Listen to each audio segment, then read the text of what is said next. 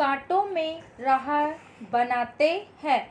यह कविता रामधारी सिंह दिनकर की कविता है और ये कविता ऐसी है, अगर कोई मृत्यु के अंतिम समय में भी अगर सुन ले तो वो ताल ठोकर खड़ा हो जाए।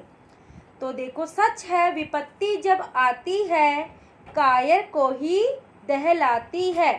सूरमा नहीं विचलित होते, क्षण एक नहीं धीरज खोते। विघ्नों को गले लगाते हैं, कांटों में राह बनाते हैं। इसका मतलब यह है कि शूरवीरों के क्या क्या लक्षण होते हैं, सही मायने में शूरवीर क्या होते हैं।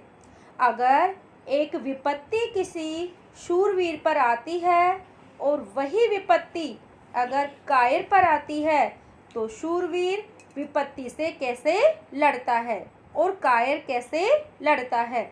यह कविता अभी कोरोना काल में जोश, उमंग, उत्साह, धैर्य बनाए रखने की शिक्षा दे रही है, क्योंकि अभी हमें कोरोना बीमारी से भयभीत नहीं होना चाहिए। धैर्यपूर्वक व विवेक से विजय प्राप्त करनी चाहिए। है कोई विघ्न ऐसा जग में, टिक सके आदमी के मग में। इसका मतलब यह है कि ऐसी परेशानी कुछ भी नहीं है जो आदमी के सामने टिक सके। खम ठोक लेता है जब नर, पर्वत के जाते पांव उखड़।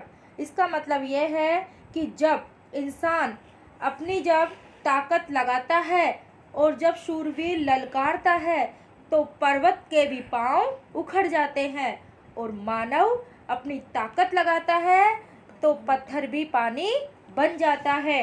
गुण बड़े एक से एक प्रखर है, छिपे मानवों के भीतर। मेहंदी में जैसे लाली हो, वर्तिका बीच उजियाली हो। बत्ती जो नहीं जलाता है, रोशनी नहीं वह पाता है।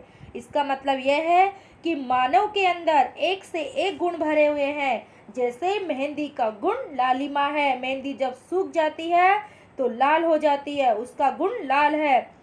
दिए की बाती से उजाला हो जाता है, क्योंकि जब बाती जलती है तभी उजाला होता है, तभी रोशनी होती है।